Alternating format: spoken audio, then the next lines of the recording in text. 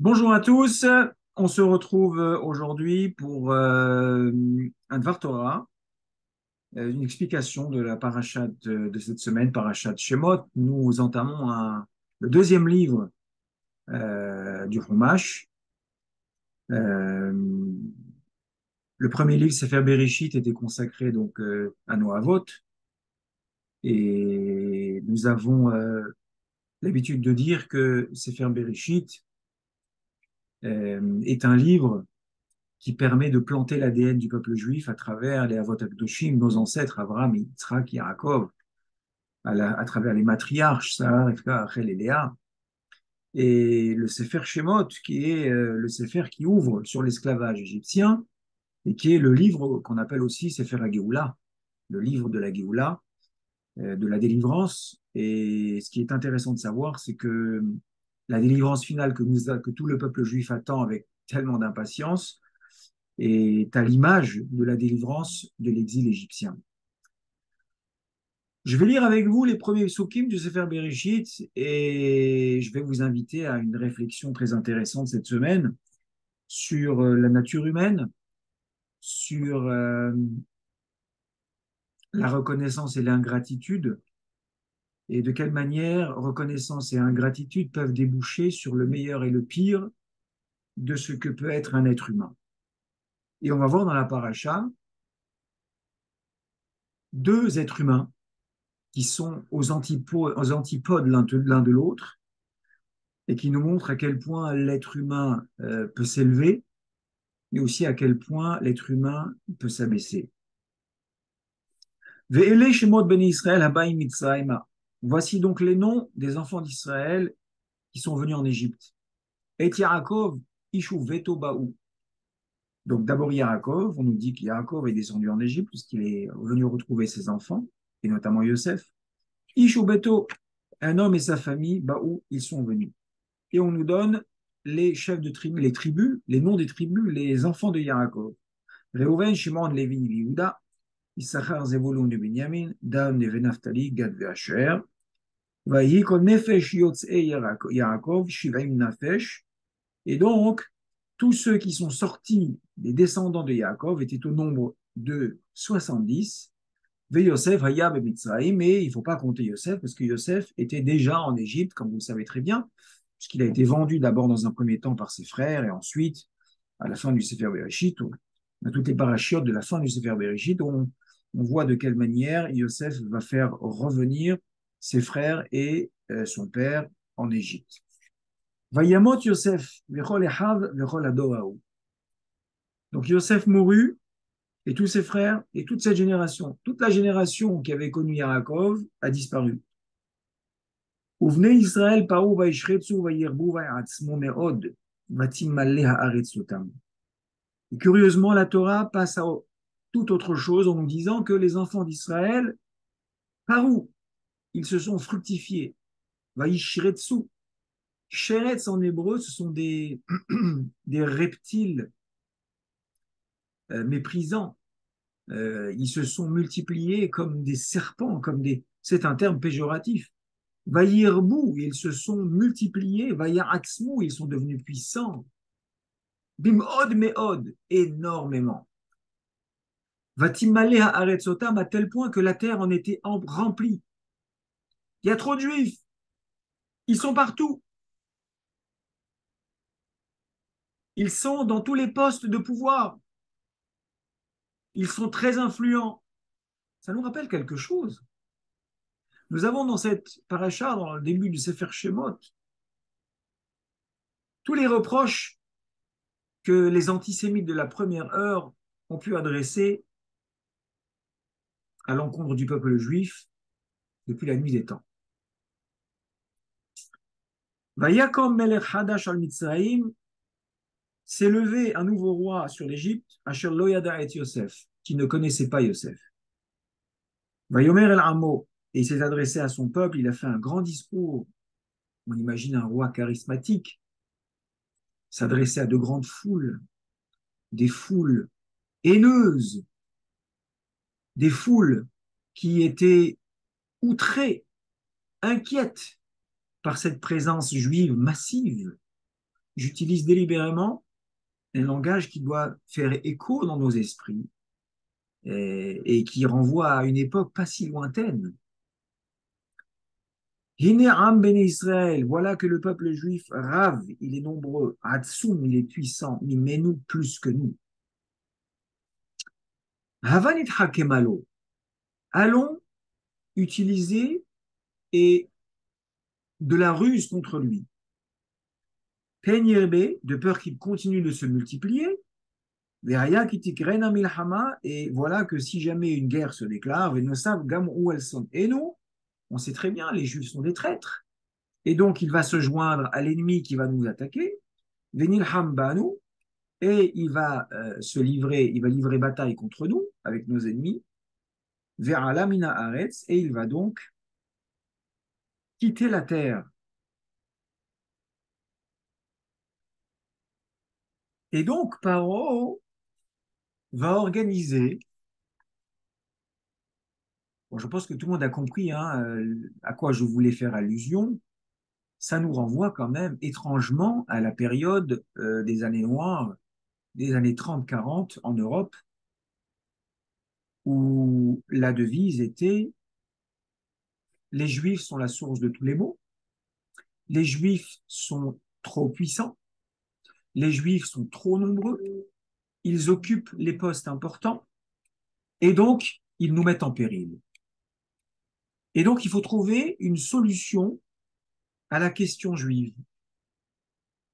Paro a le même problème que Hitler. Les Juifs lui posent problème et il doit trouver une solution. En 1940, les plus grands dignitaires nazis se réunissent à Wannsee et ils organisent une conférence, la conférence de Wannsee. À l'issue de cette conférence, sera décidé ce que l'on va appeler la solution finale à la question juive. Et la solution finale proposée par les nazis n'est autre que un décret d'extermination systématique de tout le peuple juif là où il se trouve, avec tous les moyens dont on dispose.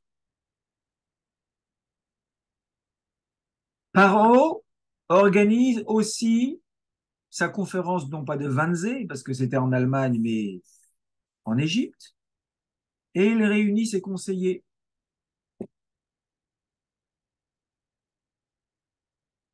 Et il a une idée.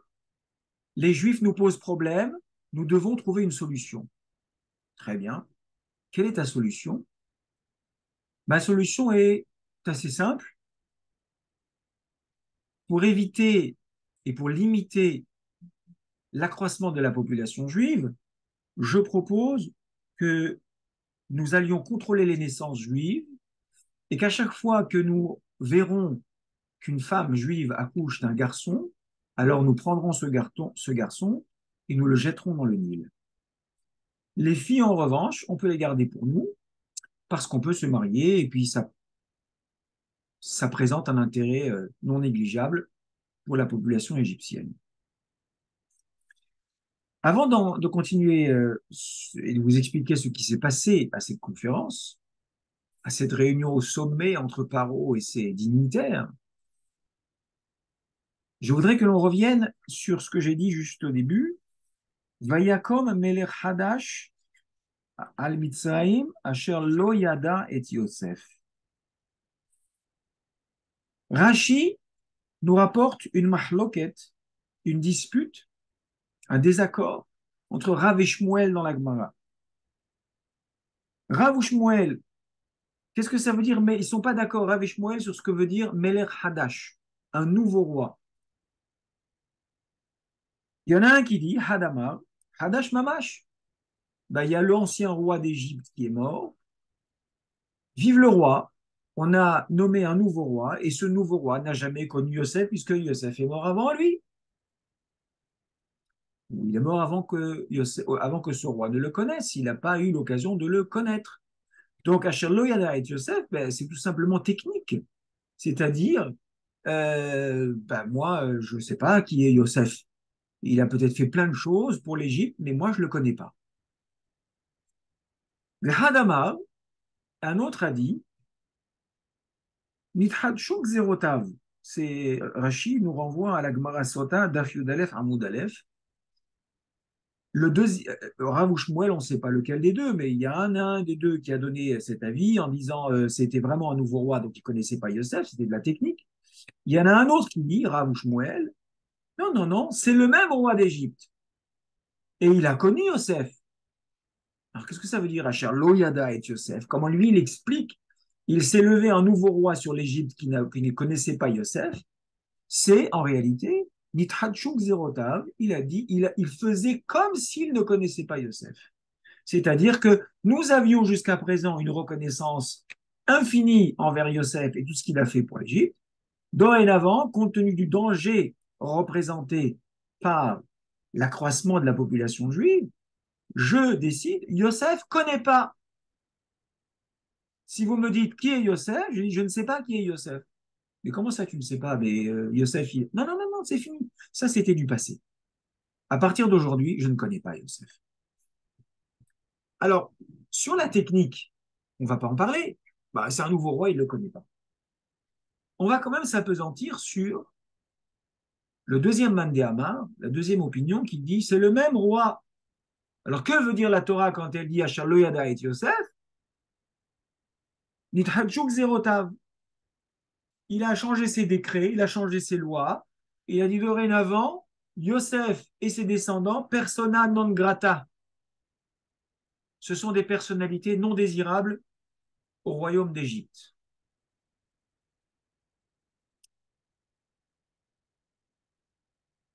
Ça, c'est ce qu'on appelle, si cette opinion est la bonne, c'est-à-dire que c'est le même roi, il a connu Yosef, il a fait venir son père, Yaakov, il a reçu Yaakov, Yaakov l'a béni. Grâce à Yosef, l'Égypte a survécu. Grâce à Yosef, l'Égypte n'est pas tombée dans la famine, les Égyptiens ne sont pas morts de faim. Grâce à Yosef, l'empire égyptien s'est enrichi de manière incroyable, puisque tous les propriétaires terriens qui n'avaient plus rien à manger venaient pleurer en se jetant face contre terre devant Yosef en disant prends toutes nos terres. Qu'est-ce que nous allons faire avec de la terre, avec des champs, alors que nous n'avons rien à manger? Donc Yosef, qui avait fait preuve d'un génie économique sans précédent, avait fait des réserves énormes pendant toutes les années d'abondance. Et quand tout le monde, quand la famine a sévi, il a commencé à monnayer et il a contribué à un enrichissement extraordinaire de l'Égypte, que ce soit un enrichissement du trésor, mais également un enrichissement de la propriété immobilière.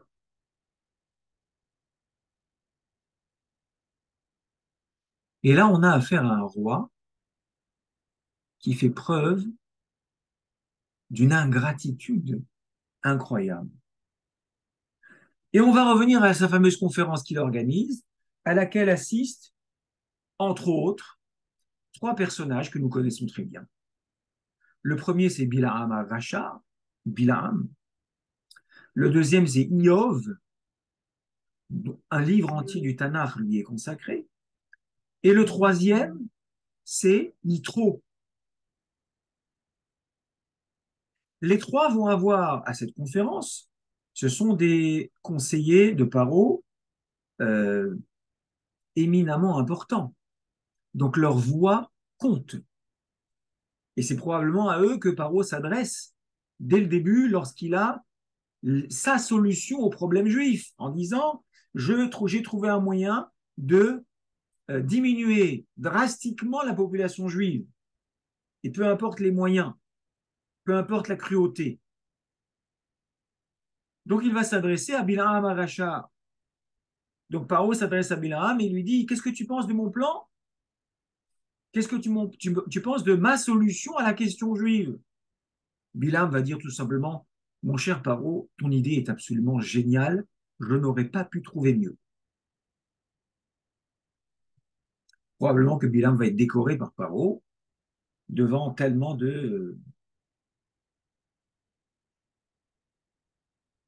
tellement il était admiratif de la décision et du choix de Paro. Ensuite, il va s'adresser à un deuxième conseiller qui est Iov. Iov, lorsqu'on va lui poser la question, qu'est-ce que tu penses de mon plan? Il va voter abstention. Vous savez, au Conseil de sécurité de l'ONU, vous avez ceux qui votent pour, vous avez ceux qui votent contre, et puis vous avez ceux qui s'abstiennent. Alors lui, il va simplement s'abstenir, ni oui ni non. Il va rien dire. Il ne va pas se prononcer. Iov est le personnage dont on lit le livre le jour le plus funeste du calendrier juif, à savoir le 9 Av, Tisha B'Av. Tellement Iov va être accablé de calamités et de drames dans sa vie, c'est quelque chose, c'est une lecture qu'on a réservée pour les jours les plus tristes du calendrier juif. C'est à se demander si la punition de Iov ou la punition de Bilam, parce que Bilam, lui, va être puni pour avoir fait ce choix d'avoir acclamé la décision de Paro. Il va mourir sur le champ de bataille par les mains même de celui qu'il a pensé exterminer, à savoir Moshe Rabbeinu, puisque Moshe Rabbeinu va être miraculeusement sauvé des eaux, puisque Moshe Rabbeinu fait partie, il est concerné par le décret de Paro, à savoir tous les mâles juifs qui viennent de naître, il faut les jeter dans le Nil. Et donc la maman de Moshe, Yocheved, va mettre Moshe sur un berceau, il va être sauvé, il va être récupéré par Bithia, élevé à la maison de Paro, etc., etc. Et finalement, Moshe va grandir, il va contribuer, il va être le personnage central de la sortie d'Égypte, et il va y avoir des guerres contre Midian, et dans la guerre de Midian, Moshe va tuer Bilham de ses propres mains. Incroyable. Celui qui pensait que le plan génial de Paro, à savoir celui qui devait faire en sorte que le sauveur d'Égypte, puisque les astrologues avaient prévu que parmi toutes les naissances juives qu'il allait y avoir, il y aurait un sauveur. Et Paro voulait l'empêcher. Et donc finalement, non seulement le plan de Paro n'a pas réussi, non seulement le plan de Bilam n'a pas réussi, mais c'est Moshe lui-même qui va être sauvé, qui va tuer de ses propres mains avec une épée Bilham au champ de bataille. La troisième personnalité, troisième personnage, à être questionné sur le génie du plan de Paro pour mettre fin à l'accroissement de la population juive, c'est Yitro. Alors Yitro, il va avoir une réaction courageuse qui montre une grandeur d'âme exceptionnelle. Lorsqu'il est interrogé par Paro, il lui dit voilà, nana, on a envie de. Voilà, c'est un problème, ils sont trop nombreux, ils sont partout, etc. etc. Et donc, tous les enfants mâles qui vont naître, on va les jeter dans le Nil. Et là, Yitro va regarder Paro et va lui dire mais le peuple là que tu essayes d'exterminer, ils avaient un ancêtre pas si lointain qui s'appelle Yosef, que tu as connu, puisqu'on est toujours dans le Man des Hamar qui pense que c'est le même roi. Et tu sais ce que leur père, grand-père ou arrière-grand-père a fait pour l'Égypte? Comment tu peux agir avec autant d'ingratitude à l'égard de ses descendants? Et il va faire une chose qui normalement lui vaut peine de mort. Il va se lever, partir, claquer la porte et démissionner. Alors, dans la cour de Paro, on ne démissionne pas. Hein. C'est pas un gouvernement démocratique. Hein.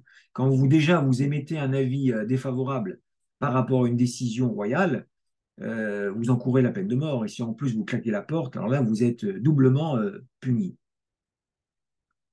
Et d'ailleurs, c'est la raison pour laquelle Yitro va s'enfuir et va devenir un fugitif et pardon, va s'enfuir à Midian. Donc on a ici deux antipodes, deux extrêmes. Une ingratitude extrême par rapport à ce roi qui a connu Yosef et qui a fait tellement de bien pour l'Égypte et qui rend le mal pour le bien. Et de l'autre côté, Yitro, un personnage qui a du mal à comprendre cette ingratitude. Et cette qualité chez Yitro, on va la retrouver un peu plus loin.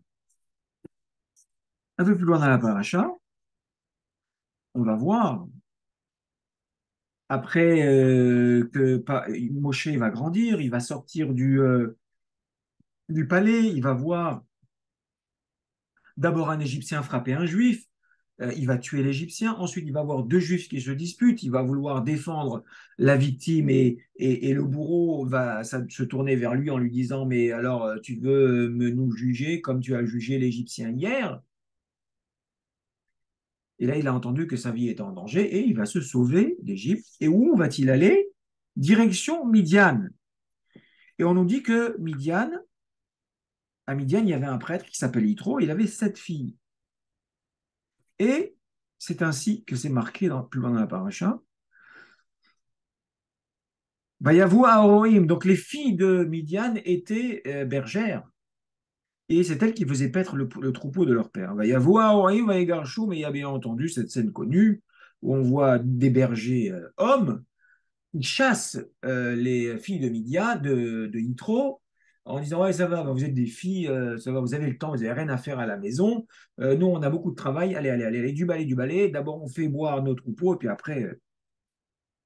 Et Moshe assiste à cette scène. Va Yaakov Moshe Voyoshiran. Moshe qui était un gibor, pas un super-héros hein, dans le sens moderne du terme, mais c'était un gibor. Et il assiste à une injustice. Et Moshe est très sensible à l'injustice. Vayoshiran, il les a sauvés. Vayash Ketsonam. Et non seulement il a chassé les bergers qui ennuyaient les filles de Yitro, mais en plus il a fait boire, il a abreuvé les troupeaux de Yitro. Et là, tout de suite après, on apprend quelque chose d'extraordinaire. Vatavona el Rio el Avien. Donc la scène se termine. Donc qu'est-ce qui se passe? Eh ben, super, merci monsieur, au revoir monsieur. Donc les filles de Midian, les filles de Yitro, pardon, rentrent chez leur père. On apprend au passage qu'il avait un autre nom, puisqu'on l'appelle Reuel. Vayomer, Madou mais je comprends pas. D'habitude, vous mettez beaucoup de temps à faire boire tous les troupeaux et à les faire paître dans les champs. Mais là, il est très tôt encore. Comment se fait-il qu'aujourd'hui, vous soyez rentré plus tôt? Et on apprend que certainement que les bergers ennuyaient les filles de Yitro tous les jours. Et donc, ça retardait le travail qu'elles avaient à faire. Elles rentraient très tard le soir. Et ce jour-là, Itom, elles sont rentrées plus tôt. Et Yitro s'interroge. Madou, comment se fait-il que vous soyez rentrés plus tôt aujourd'hui? Vatomarna, elles ont dit, Ish Mitzri Hitzilanu, pardon, elles ont dit à leur père, Ish Mitzri, un homme égyptien, Hitzilanu nous a sauvés, Miyad Haorim, des mains des bergers, Vegam Dalo Dalalanu, et en plus il a abreuvé nos troupeaux, Vayash Ketatson, et il a donné à boire au bétail. Et là, on a la réaction absolument extraordinaire de Yitro. On reconnaît la grandeur de cet homme. Le même trait de caractère que nous avons vu à la cour de Paro qui lui a valu une condamnation à mort. Comment peux-tu en vouloir aux descendants de Yosef qui a fait tellement de bien au peuple égyptien? À ce point, tu es un ingrat. Pour moi, c'est insupportable. Là, on a une autre scène. On a un homme étranger que personne ne connaît pour l'instant, qui s'appelle Moshe. Il sauve les filles de Yitro. Il les aide à faire paître le troupeau et à abreuver le bétail. Et les filles lui disent à leur père, ben voilà, on lui a dit merci, c'est tout. Et Yitro dit, Vayomer el Benotav, il dit à ses filles, Ve ayo, mais il est où cet homme? Ayo, lama ze'azavtem et aish. Comment avez-vous pu faire pour laisser partir cet homme? Tir enlo, allez le chercher, veyochal lechem, et qu'il vienne manger du pain.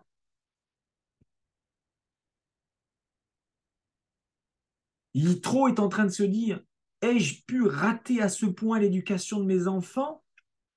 Quand quelqu'un fait preuve de messirut nefesh, quand quelqu'un est capable de d'être témoin d'une injustice, de prendre la défense, d'aider quelqu'un qui est euh, sans défense, et vous n'avez même pas la décence de lui proposer de venir prendre un repas, une façon la plus simple, j'ai envie de dire, de le remercier, de lui témoigner votre reconnaissance.